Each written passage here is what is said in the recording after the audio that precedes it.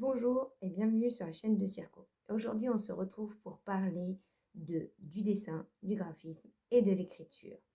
Ce sont trois activités qui ont un point commun. Elles sont de nature graphomotrice. Ce sont des tracés qui nécessitent l'usage d'un outil scripteur et une surface pour le recevoir. Ce sont trois activités qui se ressemblent et pourtant elles sont foncièrement différentes. Et elles doivent se distinguer et elles doivent être distinguées auprès des élèves. Tout d'abord, le dessin.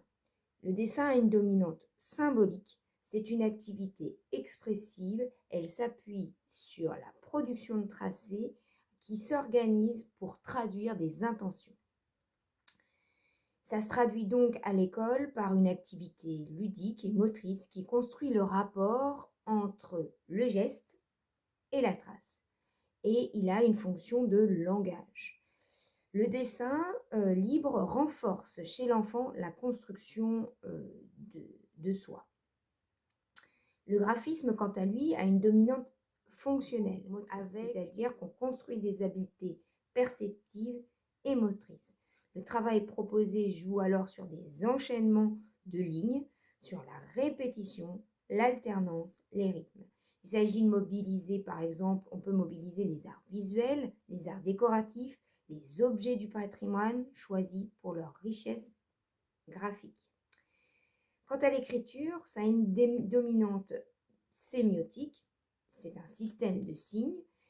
On va travailler la reproduction puis la production de mots, de textes selon des codes et des règles de la langue pour produire du sens et communiquer. C'est donc une activité éminemment culturelle issue d'un héritage historique qui a pour visée la production de sens. Il nécessite donc un apprentissage spécifique. Il faut alors mettre en place des situations réelles d'enseignement de l'écriture et s'approprier une technique. Dans une prochaine vidéo, nous allons parler plus particulièrement du graphisme. Dans d'autres vidéos, nous allons parler du geste d'écriture. Je vous invite à y aller voir. À bientôt pour une prochaine vidéo. Au revoir.